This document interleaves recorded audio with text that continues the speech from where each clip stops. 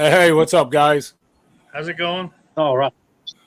So, guys, I know we're going to do our cover photo contest, but I'm happy to share with you our today's guest is Mike from Possum Creek Flies, and Mike has been kind enough to donate some flies. So, what we're going to do is he's donated 12 flies, and we're going to donate 6 just on tonight's broadcast. So, if you get on the live and we see a comment in your name, I have a wheel up. We're going to stick your name in the wheel. And at the very end, we'll spin that wheel. And whoever wins, we'll make sure you guys get 6 of these flies. Okay, Mike, you want to say hi quick?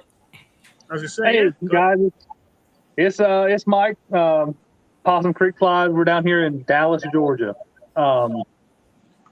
Really excited to be a part of this thing, and I'm kind of new to it, so if I stutter a little bit, don't haunt me too bad.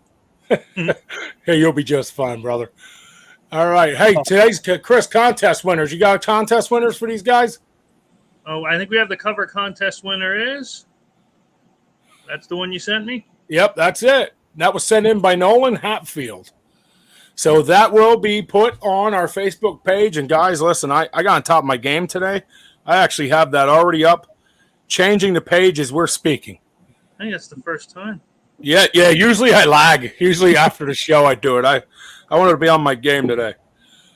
So that is our cover contest winner. And from there, we're going to talk a little bit about Mike and what he does. So, Mike, we're going to give you the floor here a little bit. Tell us, we met you on Facebook. Mm-hmm. And so, Chris, if we can display his. Okay, there's a name right there. Let me add that. Hold on, Mike. We got guys coming on. We want to make sure we add them to the wheel. All right. So, we're going to give Mike the floor and let him tell you guys what he does and what his Facebook page is about. All right. So basically, I grew up in the outdoors. Had a WMA right in my backyard at the back of the cul-de-sac we grew up in. So I spent a lot of time hunting, fishing back in there, and really getting an appreciation for wildlife as a whole. And I started tying right about the same time I started fly fishing, and then it's progressed, and I would tie for some buddies, and I noticed that I had a little bit of a knack for it, where I could see what I want to recreate in nature and put it on a hook, and it really elevated my game. And looking for some extra income when the world shut down a couple years ago. Just tried to get a Facebook page going and a following and a website there that you're looking at, and just I'm trying to get really well crafted flies in the hands of anyone, newbies, guys that have been doing it for years and years and years, just really, good quality flies with quality materials, but not having to break the bank to do it, because I certainly, my budget won't allow for it. So I don't break the bank for fly fishing. I know it can get crazy. I know it can get, seem impossible to get into, but I really wanted to offer, quality at a, less than national average. Because I think as a single dad, Mike, I'll vouch and say I'm in for that. I'm all in for that. Yeah. Just, I wish I could buy all Orvis gear and Sims gear, but, budget restrictions won't allow everybody to do that. So, if I can find quality products that are, less than what the, high-end retailers are going for, and they work, then I would want to share that. And I believe that's what I'm bringing to the table here. Well, Mike, I'd like to add that I'm sitting here looking at your flies right now.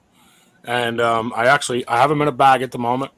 But I had them all laid out on my calendar I keep on my desk to keep everybody on. And I'll tell you that they're definitely quality flies. I was pulling at them a little bit. I won't lie to you. Like, I really was checking them out. I was pulling at them. I was checking out the color and the ties. you did a great job with them. And, we really Oh, appreciate thank you you. donating the ones you did as well.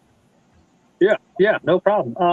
That's I back before I was tying, the majority of what I'm pretty much all I throw is what I'm tying and what I'm selling. But you'd sit in a fly shop and I'd tweak with an elk hair caddis, and the elk would spin. And it's, well, how many times are you gonna throw that before it comes apart? Right. Or, beads will, bead chain eyes spin around the hook. I don't want to fish for those. So when I started, selling these to other people, that was my main motive was,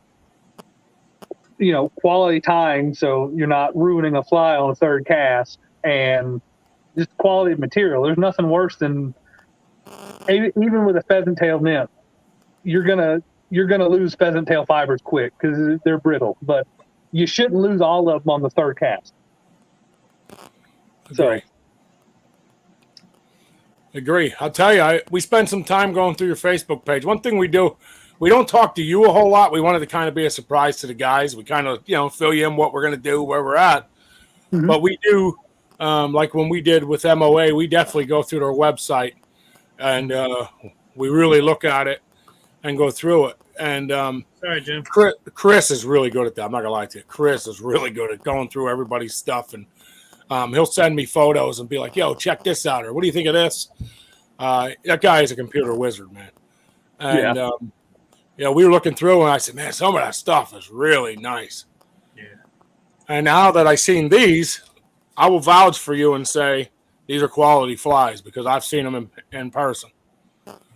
Yeah, that's one thing. That's one thing I try is I don't put anything on that website or Facebook that I haven't personally put through the ringer in the summer, in the winter, in early fall, in spring.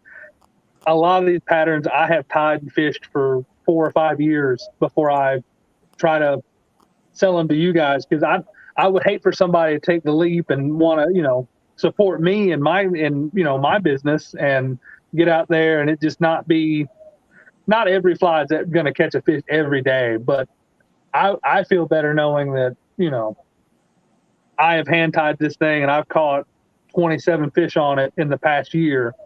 I feel really comfortable putting that in your hands and telling you that it's going to catch a fish. So I definitely wouldn't tie anything that wasn't working. Can I ask you something? Go ahead. I hunt more than fish because I'm not a big fishing person. Mm-hmm. When I see that you do the custom ones, right? Mm-hmm. And it shows, that you want it to match something in your area, which is smart. How do you determine, like through the windings or whatever, however it is you do it, that it's going to match what's out there? The first thing I tell people or ask people for is a picture. So if you're turning over rocks in a stream bed and you get a picture of a stonefly that's, endemic to your stream, snap a quick photo, send it to me. I'm not going to make an exact replica, but with the material I have on hand, I can get really close. Okay. So it's more about color and profile than anything. Okay. But as far as the custom stuff goes, if you see it in your stream, I mean, reach out to me and I can get as close as possible. I got a guy in, I believe he lives in Dawsonville, and he had an idea, and I generally tie a mouse pattern with really dark deer hair, and he wanted it tied with blonde elk hair instead and red eyeballs. And initially that seemed a little off. I don't know that really matches what I'm seeing in nature, but he got with me yesterday and he was out fishing in his canoe and getting hits on it because that's had to have been something he's seen around that lake that he's been fishing. So I try to do what I can to help people match what they see in nature, because it's hard. It's hard going into a fly shop and seeing 47,000 different selections, and you get overwhelmed. And there's a handful of popular flies that they'll point you towards, like, hey, these will help you. Hey, these will help you. But to me, I feel like I can get a leg up if I know what's in that stream ahead of time. Yeah. So there's less guessing game going into it. That's definitely. I definitely like the way you do things. I won't lie. Just the way you explain it. I mean, that's the key. You go to a creek. I love to fly fish. And you go to a creek, and the first thing you have to do is try to watch what they're hitting off the top of the water. That is not always an easy task all by itself. It is not. Nope. And then once you finally figure it out, if you're anything like me, I only have one of them in my box, and somehow they break it, or I hit it off a tree, and I lose it, and my whole day's shot over it. That's frustrating. My God, that's frustrating. But yeah, I know. I mean, I'm exactly with you. And Chris, that was a phenomenal question. I try. I have one once in a while. I know. Sometimes when wheels of yours are spinning, but that definitely was a good question, because I'm sure people have that same question. I get a lot of that. I do. Oh, that's great. And you guys, if you're listening, and there is guys home, we see them coming up. If you need custom flies, get a hold of them. I mean, I don't know if you guys are watching his price sheet, but I mean, I'm watching his prices, and definitely, I order flies. I buy them. Go to Cabela's. They're $5, $6, $7 a piece. Yep. So, you said you go out and you were catching these fish. Chris, why don't we show some of these pictures of fish? Now, Mike, you showed me, when you sent me your pictures, you did send, I noticed, see, I do pay attention to details.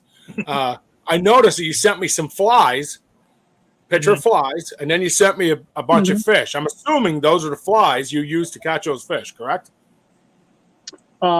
There's a good chance the majority of them came on those patterns, yes. Okay. I just was looking, and I was... Yeah, these would have been fish from the past. Some of the photos are old stock photos I keep on my phone, but most of the trout are, within a month and a half or two of fishing. Now, again, the standouts. Again, understand that I don't know.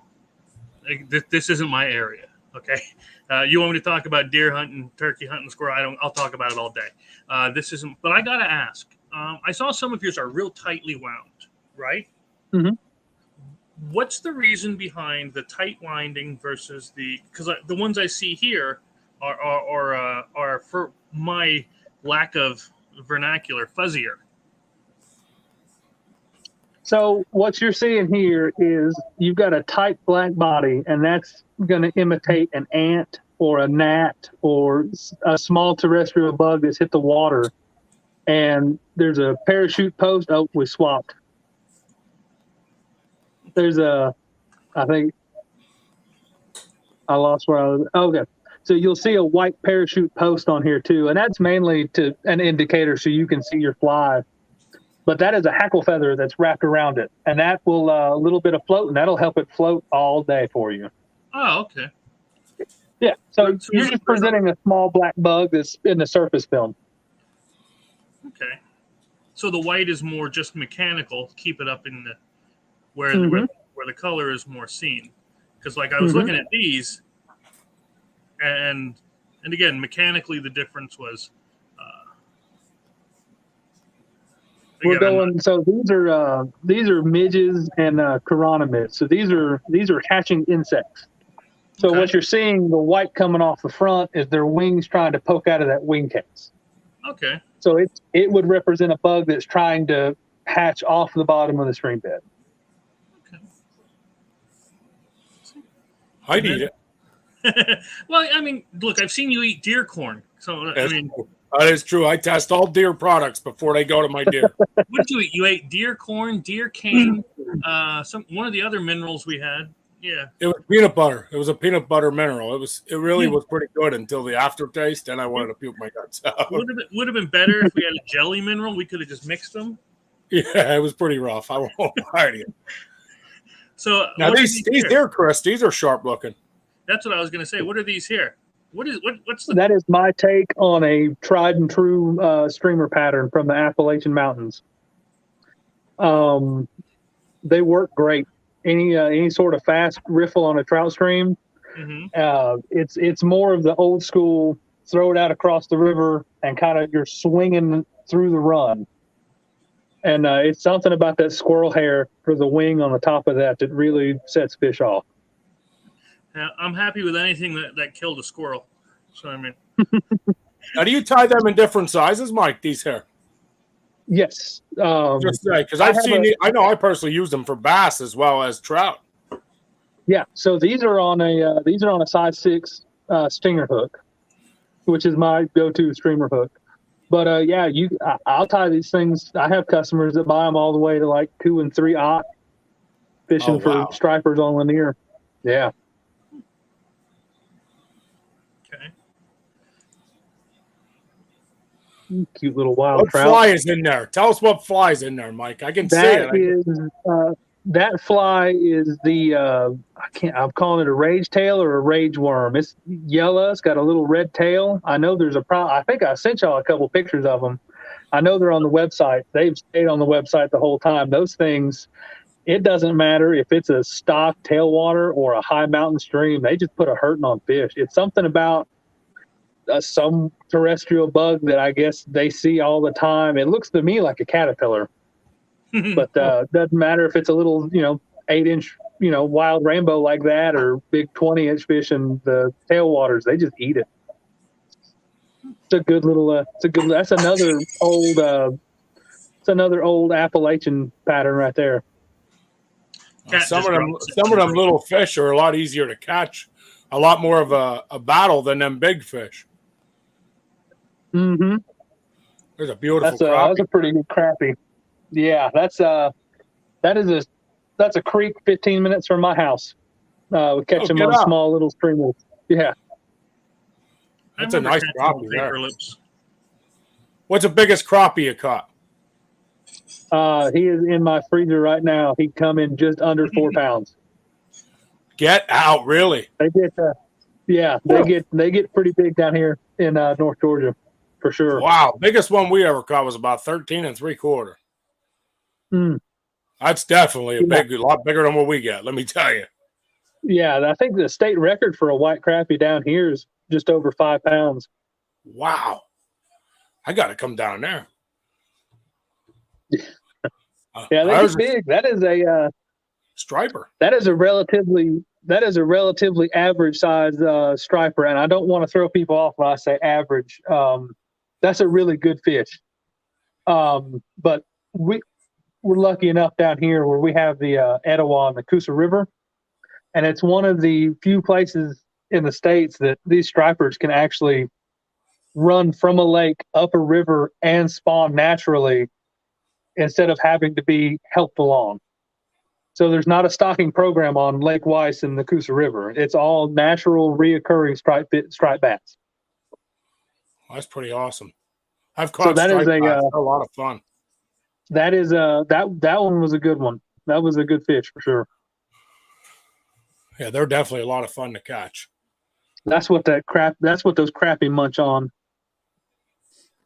Just a little. That's what you catch all them big crappie on, really. Yeah, that's it. Crappie and perch and you get some spotted bass and some largemouth bass on it for sure.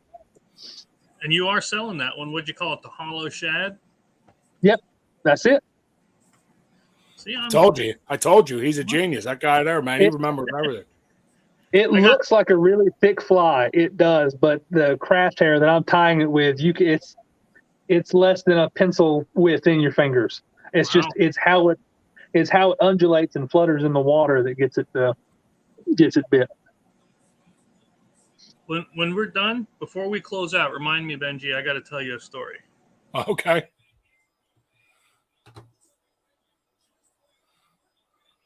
There's a good spotted bass. Yeah, that's another cool Coosa River fish right there. Now, are you more catch and release, or are you catch and cook them? It really. I don't eat a lot of trout. I try to save that for. I mean, if they're stock trout, I'll eat them. But most of the trout I'm catching are, I'm looking for wild fish, so I'm trying to help them stay in the mountains as long as I can. Now, if I catch some catfish and some crappie, they're coming home for sure. For sure. They're good eating. Oh yeah, they are. They are. Looks like a big bluegill. Look at.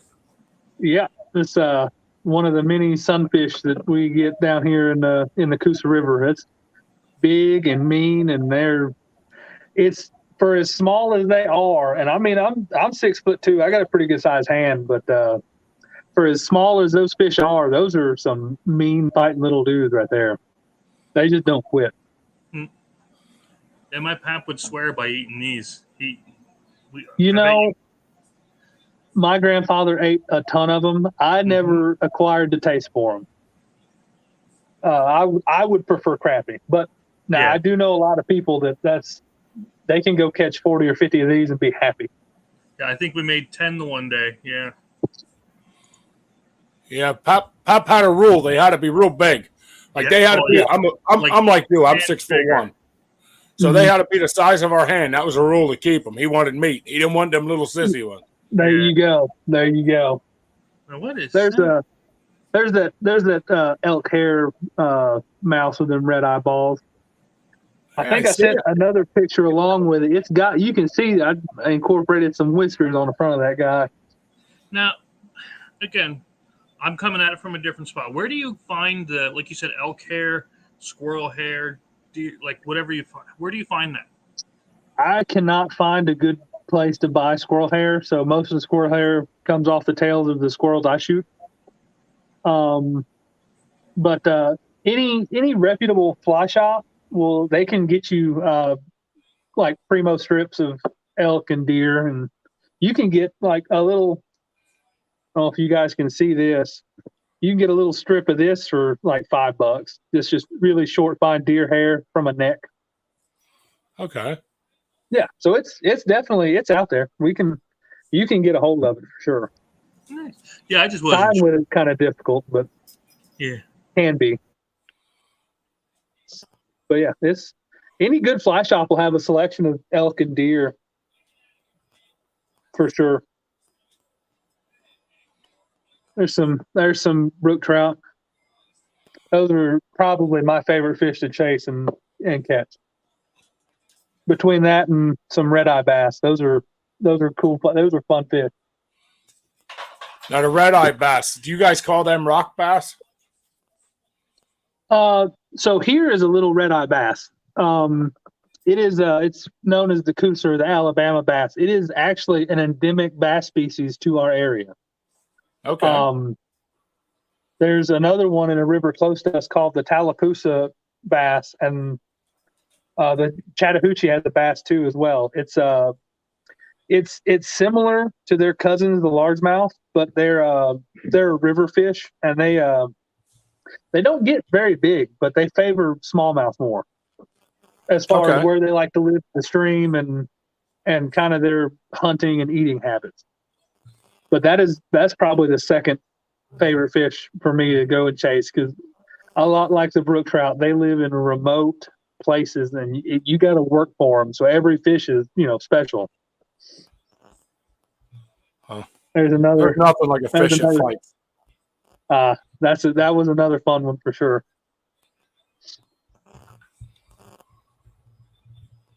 Another little brook trout. I think the brook trout are some of the most beautiful trout there are. They are. That is that's the holy grail right there. That's what the name of the pattern is anyway.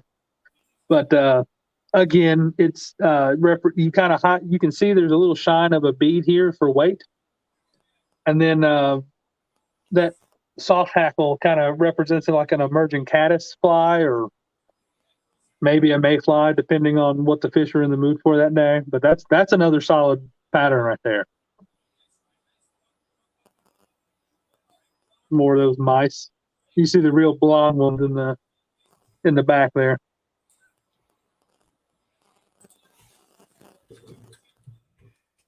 Yeah. That was a fun one to tie. I hope Jerry's tuned in. Jerry's probably my best customer. I am fool. That guy there, he causes trouble every day. He's a good guy. He's a jokester like us. He says all kinds of stuff. That's just a beautiful picture. That is, if I believe correctly, that is Holly Creek in Chatsworth, Georgia. It is almost as far as you can go before you get to Tennessee. And it's just That's that rage tail or rage worm I was talking about with that wild fish. That pattern actually, the first time I tied it and started doing a little bit of research and development with it, I took it to Holly Creek and I lit them on fire that day, and they've worked everywhere I've gone since. Now this, I mean, it looks like there's a lot of cross wrapping and different kinds of materials. How long does it take you? Let's just imagine this one here. How long does that take you? If I can get everything laid out on my desk, that's probably a 3-minute tie right there. Really? Yeah, it's if you can. Now this is years and years of tying and growing up in a family that was outdoors and getting poked at and made fun of if you were lagging behind too. So it's years in the process. But yeah, when you can, if you get a good grasp of materials and how to tie them in, it's not a. So the yellow, what you're seeing is a chenille. So you can buy it, you can get it. It's comes on a roll. Mm-hmm. So you just pull off 6 inches of what you need, and it wraps around the hook, and you wrap some wire. You wrap the hackle and then the wire over the top of the hackle to keep the hackle secured and tied down. There's nothing worse than a hackle that comes unwrapped. And then a little bit of UV resin on the head, and she's done. I'll tell you, they're sharp looking. I said, once I have them in my hand, I keep looking because I got to ask you. I seen this picture. What is this? That is a spot. That's a Lake Allatoona spotted bass, and he is chomping on a streamer that I have been tying for 8 months now, and is just about ready to be on the website. I assumed it was a streamer. Now, correct me if I'm wrong, but that's a pretty big streamer, ain't it? When that streamer is done, it's about 8 inches long. I said to Chris, I sent her a picture. Yeah, I was targeting striped bass that day, and he come out from underneath the dock and just wailed on it. That's a big streamer. I fish with streamers. But I'll tell you what, if they're hitting it and they like it, that's all that matters. And luckily on Allatoona, we have a bunch of gizzard shad, which is kind of what that's modeled after. And the gizzard shad are pretty big, and the spotted bass are aggressive enough. They'll chase anything that looks close enough to what they normally eat. But yeah, when that streamer's said and done, it's probably 7 or 8 inches, and it's tied a lot like the hollow minnow, the green one from earlier, as far as it's not a bulky fly. And one of the other things about tying is I know what it was like when I first started, and all I had was a 5-weight. And you couldn't throw these big articulated streamers on a 5-weight without, just really killing your arm. So what I wanted to do was find a way to give that fly that profile so that if all you have is a 5-weight, you can throw this fly and catch fish. Personally, I like throwing it on an 8-weight because I can throw it on windy days and still cut through water and cut through wind. But you can fish this fly all the way down to a 5-weight comfortably. It's a big profile with not a lot of bulk built into it. It's actually, unless you had those dumbbell eyes on it, it would just about float. Wow, really? Yeah. So you're seeing what Barnesy's saying to you, Benny? Yeah, I see him. You wouldn't know how to work with anything that big, Ben. I'm telling you, this guy, Mike, I'm telling you. He's got your number. Hey, he's our biggest fan. I ain't gonna lie to you, but he keeps us on our toes too, man. That's good shot. Brother-in-law took that one of me, catching rainbows at a local stream there.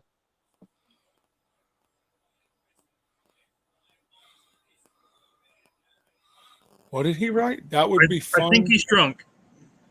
Yeah, I think he's drunk too. That one's almost a sentence.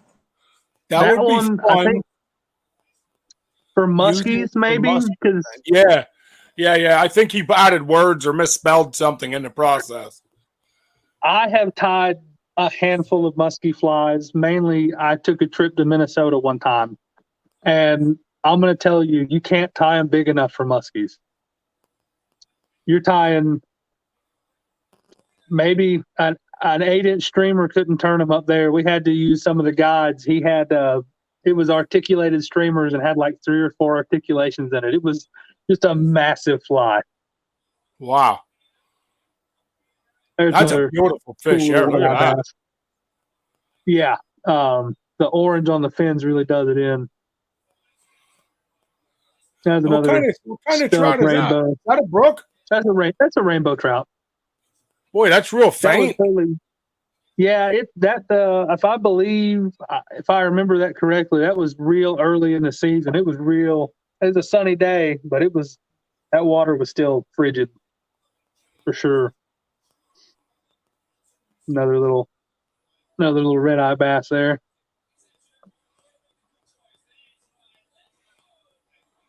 Oh, that one you can see the Busted. rainbow in it. Yeah. There are some streams in the northwest part of the state that I don't know if it's what's in the river as far as the stone or what they're eating, but some of those fish just look, like it's just a big painted pink line or red line down the side of them. And then some of them don't share that characteristic, but some of them it's real pronounced. Those are my favorite rainbows. If they have that real dark line down the side, I think that is just tremendous. Mm-hmm. I can't. Every time I look at a picture of a brook trout, I can't get over the white tips on the bottom fins. I just can't. That's what does it for me. I tell you, they're beautiful fish. And, much like most of the eastern seaboard, the brook trout in Georgia is the only natural occurring trout that we have in our state. Rainbows and browns are all introduced and technically invasive species, even though the state stocks rainbows. But I think that's the main reason I like the brook trout is it's a rare species and they're hard to track down. It's a challenge for sure. That's a beautiful little wild rainbow right there. All right, what's the fly? I look at all your pictures, waiting to see what fly we're catching on.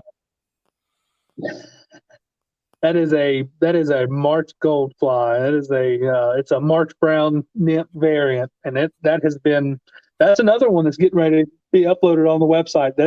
It's been putting in some good work the last 3 or 4 months.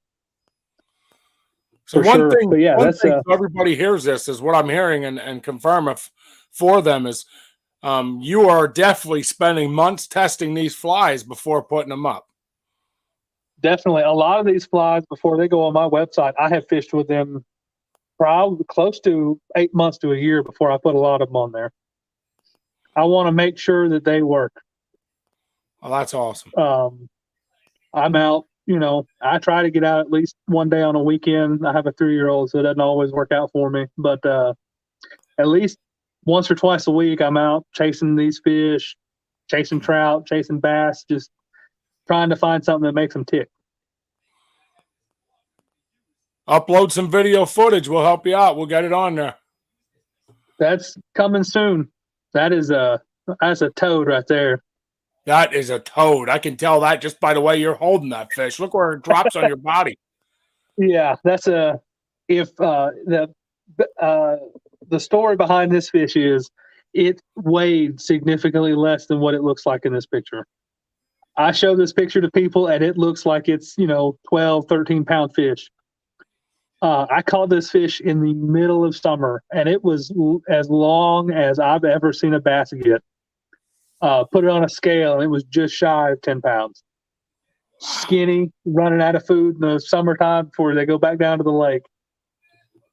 Dude, that's still a big bass. Yeah.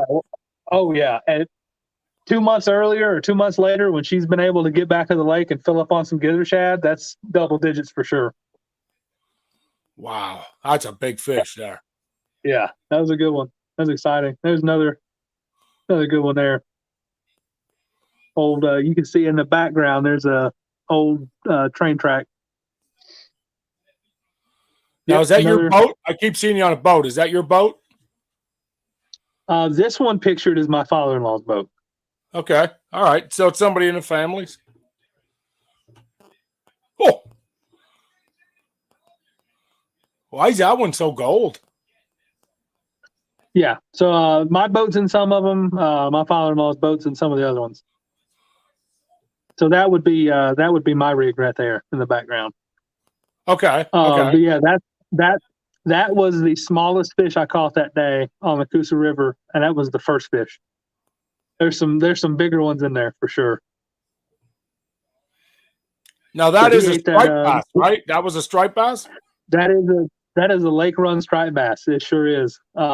He ate that same fly that small little 10-inch spot ate. Well, that one I can see eating it. That 10-inch, 10-incher. Mhm. There was definitely a difference from mouth with them flies. Yeah, he was not much bigger than that fly. Beautiful. That's fish. another. There we go. That is 34 pounds of glory right there. Man, that's a fish. That fish took me into my 10 weight backing 4 times. It's generally when they hit that big, you can see them, but you don't get them to the boat. But that was very fortunate that day. Man, That was that's a good fish. Yeah. No, that's a rainbow. Some wild rainbows. That's that. This one here, So that wild rainbow there come out of Holly Creek as well. You can tell that's a wild rainbow. The only reason I can tell is the way the line's so faint with the spots. Yeah, I noticed that a lot. Finger, the wild ones have them spots down the side. They sure do. And my finger was over it. It's real pronounced. They've got some white at the bottom of their fins too when they're wild like that. Some of a coming of age marking or something on it. I haven't figured out what it is. But that is currently the biggest striper I've ever caught on a lake. That was 32-inch and 18 pounds right there. And he too fell victim to that big 8-inch streamer that was in that spotted bass's mouth. And is that one available? Just as soon as I can get enough of them tied and make sure that there's enough of a market to want to sell them. I have the bigger streamers like that take a lot to tie, so I haven't come up with a price necessarily for it, so I don't want to put them out there cheap and not make enough back to make materials, and I don't want to make it so expensive that nobody wants to check them out either. So kind of in the final tuning of that there. I'll take the first one. You make the sell. You got it. You let me know. Well, I'll tell you what. I've had people reach out about them, so I can tie you a couple of them up. Sounds good. You let me know. I'll send you money. Whatever we have to do, we'll figure it out. I'm seeing you catch all these big fish, and them streamers. You're getting my attention. Yeah, they work. They come out of an idea, and I'm glad it's been fortunate enough to see it pay off. That is another beautiful wild rainbow. That's the one I was telling you about that comes out of the Coosa water, the Coosa drainage way up. So we're lucky in a sense. Down in my area, you get the big Etowah River, the tailwater below Allatoona, filled with stripers and bass and all the good stuff. And you get into the mountains in that same drainage, and they produce some of the most beautiful wild rainbows I've ever seen. And it's some of the better brook trout fishing I've seen too. That river runs from way up in the very top part of North Georgia all the way down through Georgia, through the half of Alabama and out into the ocean. So it's a crazy fishery. We also have a freshwater drum that I can never actually hook and get into a net. I can fight them for 10 minutes, but I can't. They get off, but they're pretty cool fish as well. But that's what I was talking about earlier. It's almost like somebody just took a paintbrush and just painted right down the side of it. Yeah, they're beautiful fish. Now, Mike, we have a viewer that has a question for you. I don't know if you can see it at the bottom of the screen. What material are the big streamers tied with? Well, that's easy. That's a secret. I couldn't tell you that. I'm kidding. It is. Sorry, I like that one. I don't know how well is it Barnes 622. I don't know how Yep. well you can see it, but this is hairline craft fur. So it's a synthetic deer fur now, or a deer hair. Let me grab a bucktail. Now this is your normal bucktail here, and these fibers are great for like deceivers or clousers. It's a real stiff material. It's not super easy to work with. But the people at Hairline have come up with just a beautiful product to kind of replicate that. But you can see, to get this much bucktail, you've got to tie in a wad, a pencil thick. I don't know, get to the camera here. It's a thick wad to tie that on a hook and keep a profile. But to get that much action out of this craft fur, that's all that gets tied on. That's all that gets tied onto a hook. It'll fluff out in the water, and then it's so minimalistic on your hook that it doesn't wear your arm out all day throwing it. That's a good question, Barn. That was a good pick. That was a good question. If you can get that through the cell phone video, not the best quality, but hopefully it got you on the right track. What else did he say there? Oh, probably more action than the actual bucktail too. It does, for sure. It does. It flutters really well when it sinks. Almost reminds me of it almost reminds me of a spinnerbait falling before you start cranking it in. That flutter, it's a lot like that. Oh, that's pretty neat. Mm-hmm. That's why they're hitting it. And you can, and you can buy that in. I've got, not laying around close to me, but I've got 10 different colors of that stuff, so you can really match what's endemic to your area. It's not like bucktail where you got to pay crazy money to get them in crazy colors. They're synthetic. They can make them that way. He's blowing you up, Mike. You have him intrigued. He's got another one.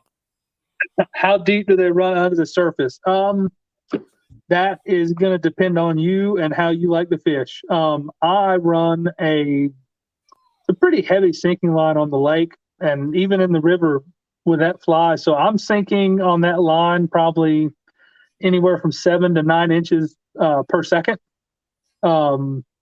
That's kind of a heavier one. There's some intermediates. If your stream's not that deep, you don't need the big heavy sinking line. You can run like I know Rio makes I can't remember what they're called, but it's a leader that's weighted to help get you down. But it's really up to you. Most of those flies are tied with medium-sized dumbbell eyes, so I can, depending on how fast I want to fish it, I can fish it in 2 feet of water. I can fish it in 18 feet of water. It's just how patient are you going to be to let it get down to where it needs to be to work.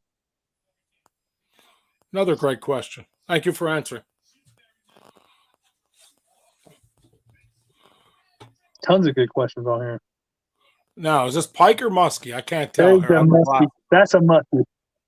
That's the muskie. That was our guide in Minnesota. Took us out and put us on one. That was a labor of love for sure. I found out why they call it 4 to 6 feet deep. Yeah, that fly would work great for 4 to 6 feet for sure.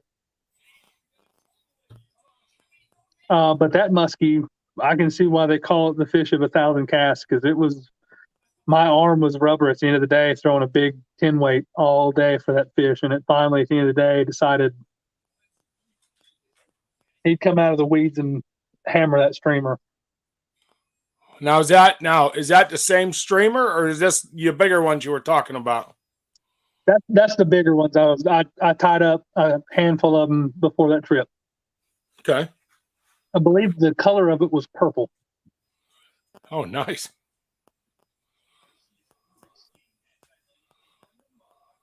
Oh, look at that. Chris, what's in its mouth? I see it. What is it? I'm looking, man. I look at that fish right in the mouth. I want to know what we're catching. Oh, that's the chubby. That's our version of a chubby anyway. I think on the website they're called the Chubbinator. You can get that in black, pink, yellow, gold, orange, green, whatever your heart desires. If I've got the foam on hand, I think I've got 5 colors right here.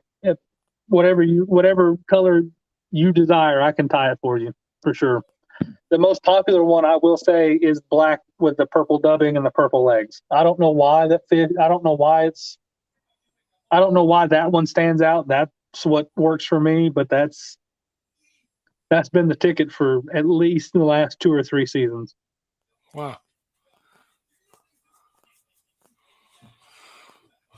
Man, there's that red line. Look at that. Rainbow. Yep. Yep. There's a good painted rainbow. When you see that red line down that side and you see that big red spot right above the gill, that is by far my favorite rainbow. I don't care if they're this big. They just win it for me. Now I'm a big brook trout fan. Yeah. But I'm gonna tell you that you got a rainbow that looks like that, that's almost just as close. Yeah, when you can see that you can see that big stripe, pronounced stripe, all the way across the stream, and it always sends a jolt into you, just of excitement when you see that thing fighting through the water. For sure, Chris, that is a customer photo. That's Jerry. He lives in Dawsonville. He's probably my best customer. I sent that mainly to talk about he had an idea. He wanted something that looked like a bass worm, that fished like a bass worm, and I tied a couple of them up, and he was able to go out and put them to work the next day. It was it's really cool.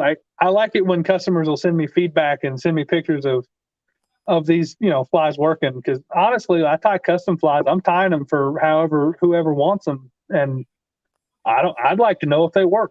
Just that way I can tie some for myself if they work. But Jerry's always been real cool about it. He'll go out and catch fish on these custom flies and send me pictures and brag about it. It's always fun. That's our type of people. I'm sure there's no better testimonial or a way to guarantee a sale than just showing the picture with somebody already catching one using it, right? There you go. And I asked him if I could use that photo months ago. He said, "Yeah, man, if you ever need it, show it for sure." So, yeah, put it to work. That's still a beautiful fish. Doesn't have the red, but it's still beautiful. There's that white tip at the very bottom of that anal fin right there. Yep, I see it. That's a indicator right there for sure. But if that was born in the stream, and this one that was a cool fish. Yeah, there's Holly Creek. Beautiful. That's a cool area. A lot of bird watchers and hikers up there, but not a lot of people fish up through there. I'm glad. I mean, I kind of, have it to myself. The blue and the red and the yellow markings on this fish. That is the perfect example of why brook trout are just probably my favorite fish to That's probably the most beautiful brook trout you had on here, Mike. That's probably the most beautiful one right there. That orange belly and them red dots. Oh, that fish came on Father's Day weekend. Just this past Father's Day weekend. Oh, get out! So that's recent. One of a few brookies I found that day. It couldn't have been a better time to.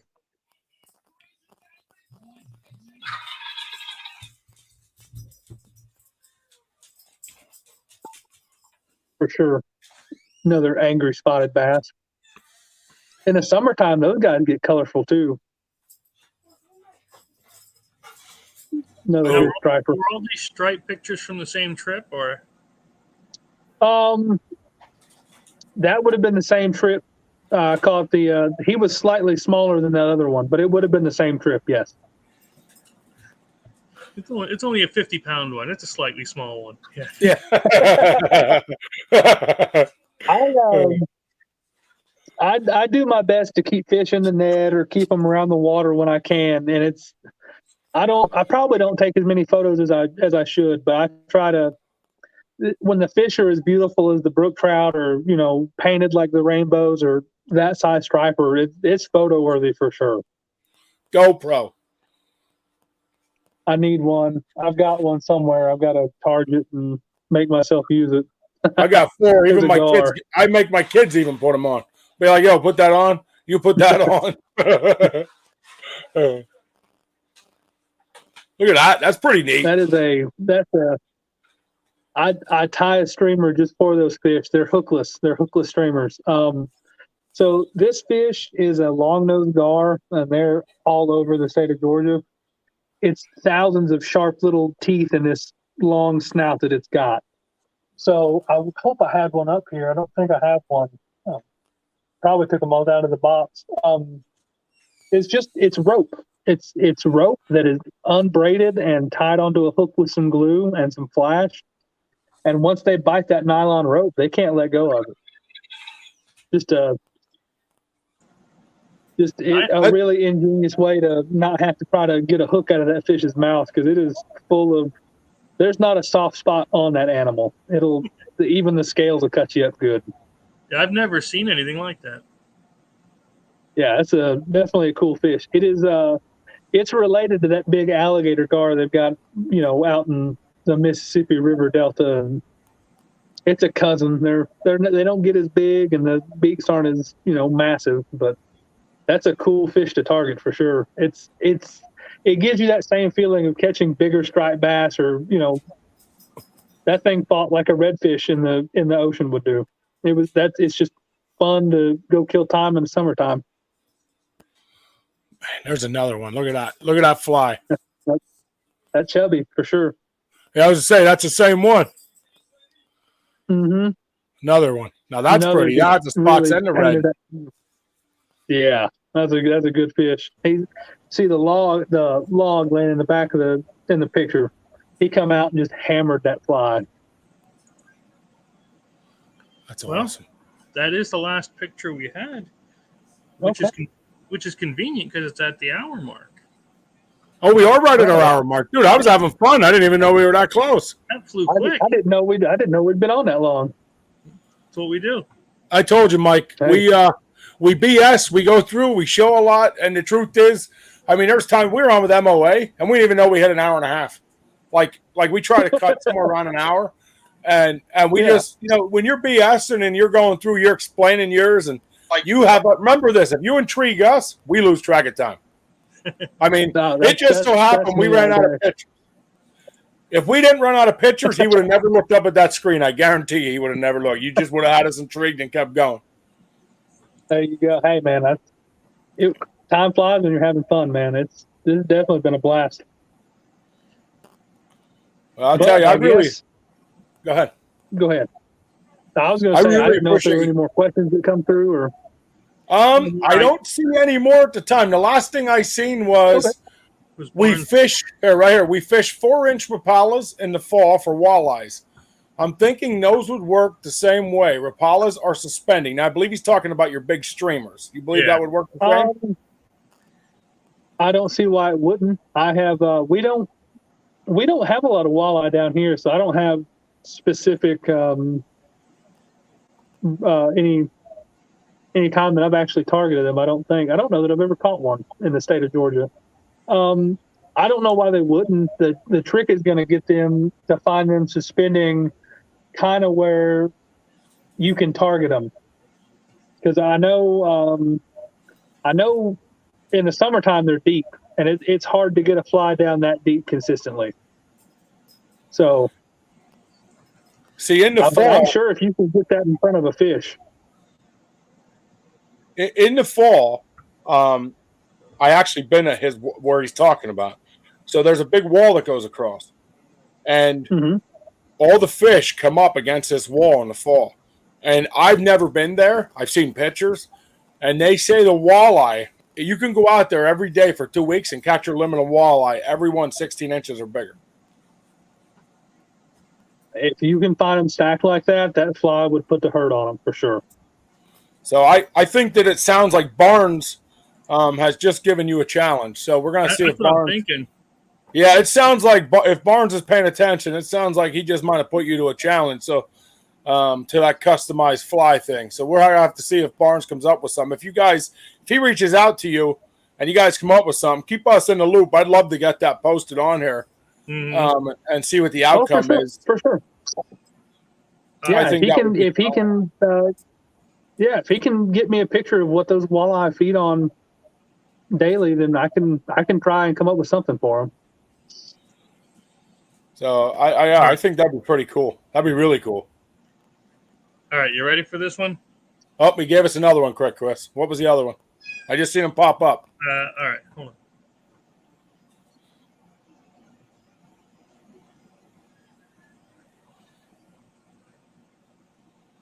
Okay. Super shallow. Yeah, they even hit minnows on top. All right, I got to tell you this story quick. So I'm sitting. Listen, fella. This is not good, Mike. I'm going to pre-warn you. This is not good. He's smiling and he's already. Uh-oh. Okay, so I'm sitting here today, just doing what we do, getting ready and doing all my computery stuff, and Xander, he's the second oldest, calls me up and says, "I'm hearing something that sounds like a cat from the car." Right? He was driving. So I'm like, oh, shit. Oh, darn, you have a wheel bearing out. You got something because it's like making the noise. So he goes and parks at the one house. And here it turns out there was actually a damn cat in there. In his car. It was stuck up under the bumper, right? My first words were, we're not keeping the damn thing, right? So he couldn't get it out. So we drive over. And, of course, the old lady and the kids want to go along. And I get there. We are not keeping this damn thing, right? So he gets the cat out. I look over at her, and she gives the puss look on her face. So naturally, come on, it's stuck. Yeah. Good. I'm I had glad a he's feeling got that's your where hair. it was going. No, you didn't. Yeah. So if you need any good fur for your ties, I'll just shave the damn thing. Yeah. There you go. See, I can't believe you took it. I can't believe you took it. I'm a sucker. What can I say? And you need a beagle puppy yet. That would help. I'm going to shoot myself. I'm moving in with him, and then you can get all the animals here you want. We got quite. Mike, it sounds like Barnes is really took to your. Yeah, I think really took to this. He is blowing you up. So he's intrigued. I'm actively trying to find some scrap of paper. I'm going to write that down. Was it Clown Rapala 4-inch? Yep. I will definitely see what I come up with. He said Clown Rapala is the color combination they use. Yeah.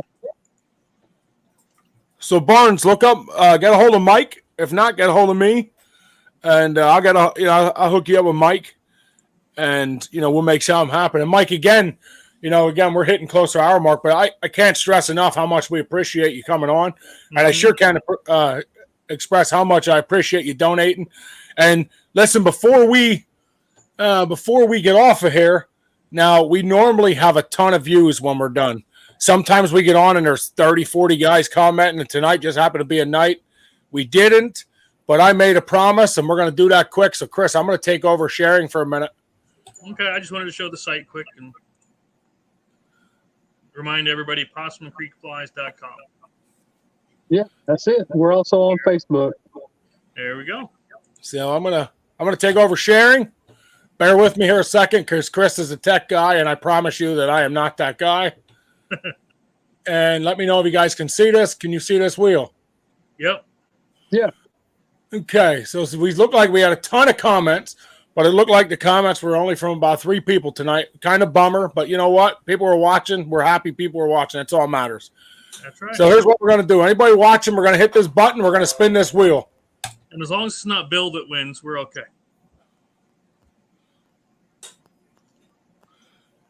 Oh, look at that. That's coincidence. There you go. The man with many questions. You have just won. Barnes 622. We will have your 6 flies ready for you and shipped out. So thank you for watching. Very much appreciated. And again, Mike, I can't stress how much we just enjoy having new people. I'm an avid fly fisherman, an avid trout fisherman, and I bass fish, I catfish, but I'm huge in trout. I like walking down that stream, and I like, and I watch them beautiful pictures come up, and it's just, for me, it's just, I'm like, I love that. I'm digging it, especially with the colors. I get it. If I lived closer to the mountains, I don't know that I would tie streamers that big, or I would do a lot of the stuff that I tie. If I was that close, I'd be on a trout stream every day, for sure. But we're gonna call a wrap here, Mike, and I'm gonna say thank you so much. Chris, you got anything else you want to add for Mike? No, I mean, we pretty much covered what my breadth of knowledge is for this. I'm just glad to have gone along for the ride. I'll tell you, Chris, it's very awesome that you get to come on here because sometimes your perspective is phenomenal towards the not knowing. So, here I am as an avid fly fisherman, and there's you who doesn't do a whole lot of fishing. So I think you asked some phenomenal questions tonight that Mike got to answer. Yeah, Barnes said thanks, and there we go. All right. Well, we're going to call that a wrap. Next podcast will be July 4th. Yep. So we are set up to be on July 4th. People, we want July 4th photos. I want patriotic photos for our cover photo for the following week. So that's going to be our cover contest. Mike, join in. Send some photos in. We definitely want the cover photo contest to be patriotic this week. So, again, thank you for coming. And we just have a great time. And God bless everyone. And have a great night. All right.